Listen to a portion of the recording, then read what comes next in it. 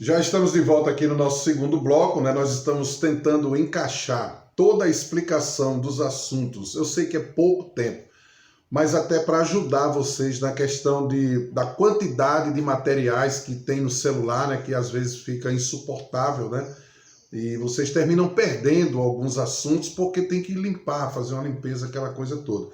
Então nós estamos tentando fazer em 2 vídeos, cada um de 10 minutos, a explicação do assunto que nós também estamos achatando um pouco, mas estamos enviando para vocês com todos os detalhes para que possamos ganhar tempo nisso aqui. E além do mais, à noite nós estamos entrando ao vivo pelo Zoom, né? E nós estamos pedindo para o pessoal coloca lá o link e vocês podem entrar. Mas quem não consegue entrar, os vídeos são enviados para que você não perca nada, tá certo, gente? Todo mundo vai receber aí o seu conteúdo. Então vamos lá.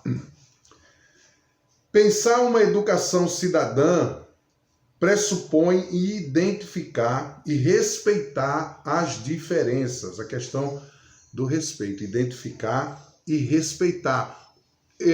O que para mim é a parte mais difícil. A Declaração dos Direitos Humanos é uma coisa linda, maravilhosa, tudo foi desenvolvido ali e tal, os pensamentos, a questão do racismo, o respeito. O problema é a prática. Né? O problema é colocar tudo isso em prática. Então, pensar em uma educação cidadã pressupõe identificar as diferenças. No Brasil, a população indígena, afrodescendente e a branca constitui a formação tanto étnica como cultural do brasileiro. Esses três princípios são eles procuram levar muito a sério. São as questões que hoje em dia estão mais em evidência. A questão afro, descendentes, né, que nós sabemos são os povos que vieram de origem africana, de cultura, né, afrodescendente. E a branca, né, que constitui a formação tanto étnica como cultural do brasileiro. E a população indígena, né, que hoje está em evidência, essa luta, essa questão, né, dos povos indígenas. E com o início do novo governo, né, do governo do presidente Bolsonaro, a ideia não é mais de tratar como os povos indígenas, mas que eles sejam tratados como povo brasileiro, né? Como a nação, parte da nação. E aí está uma guerra, né? E a guerra, nós sabemos que não é nem tanto pela defesa dos índios, mas a guerra é por questões políticas, financeiras, né? Visto que existem muitas ONGs, muitas coordenações, né, que surgiram com o intuito de cuidar desses povos. E, na verdade, eu não estou aqui falando de uma maneira radical, generalizando, mas muitas dessas organizações, muitas dessas ONGs, na verdade, são apenas palanque eleitoral e uso de verba pública para fins que não são prestados contas, né, demonstrado para a sociedade. Então, eles pensam de uma maneira mais aprofundada nessas 3 questões. A questão do índio, do afrodescendente e a formação étnica, né, da cultura do povo brasileiro. Outros estudiosos, em seus textos, né, como eles trabalham a relevância da diferença entre as culturas, e este conceito é apontado como o âmago do respeito às várias outras culturas, né?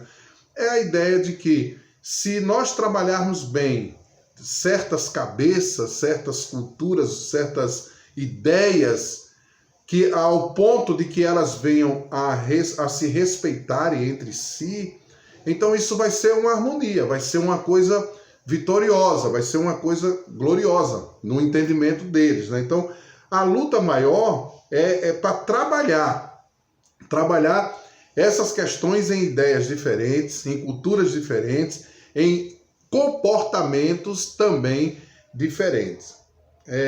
Na sociedade brasileira, a identidade cultural dos sujeitos que compõem as várias etnias, né, são muitas, né? No nosso Brasil tem uma diversidade de cultura impressionante, né?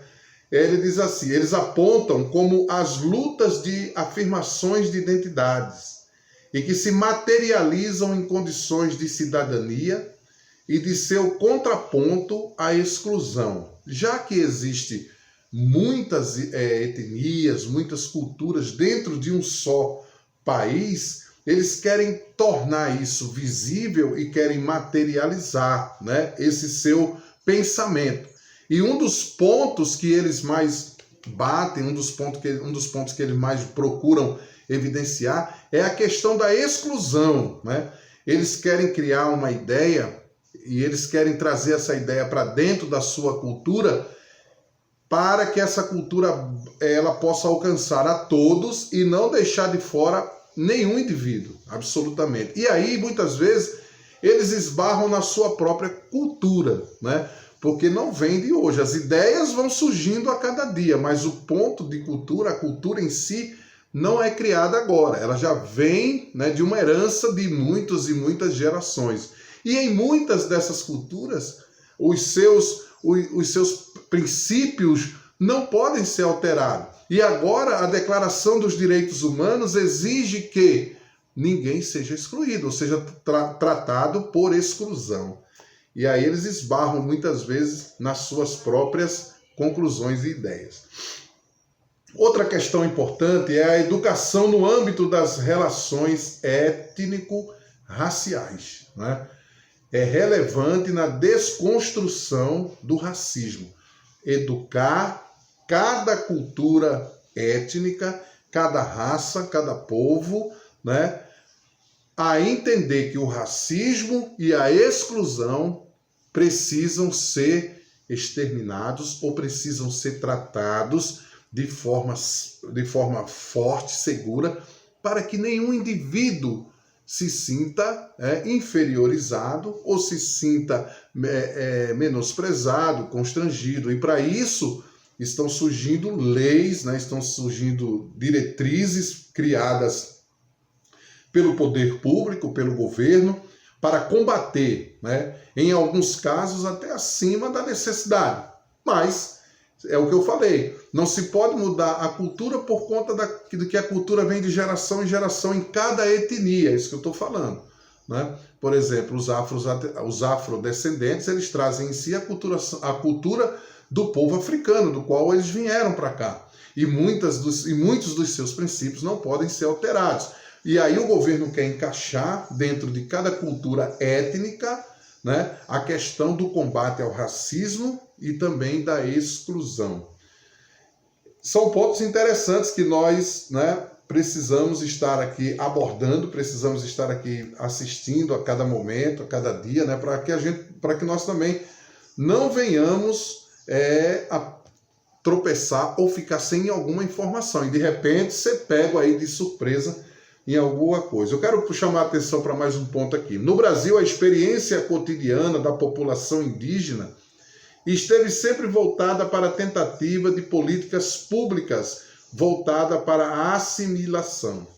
A luta para as transformações preservaram suas identidades, buscando, através da sustentação da sua cultura e de seu espaço, serem reconhecidas e identificadas como povo. Lembra do que nós falamos no outro bloco? Que o governo deseja que os índios sejam reconhecidos como nação brasileira, como povo brasileiro, e não como um povo dentro de um outro povo.